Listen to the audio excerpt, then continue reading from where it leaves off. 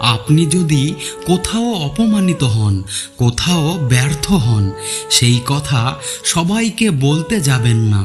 বেশিরভাগ মানুষ আপনার ব্যর্থ হবার কথা শুনে, আপনার অপমানিত হবার কথা শুনে ভেতরে ভেতরে মজা নেবে। তাই এই ধরনের কষ্টের কথা এবং এই ধরনের দুঃখের কথা, যে দুঃখ আপনাকে খুব ভাবাচ্ছে, যে দুঃখ আপনাকে সারাদিন খুব বিষণ্ণ করে রাখছে, সেই দুঃখের কথা, সেই ব্যর্থতার কথা এমন মানুষকে বলুন যে মানুষটা সত্যিকার অর্থেই আপনাকে বোঝে, আপনার আবেগের মূল্যায়ন করে।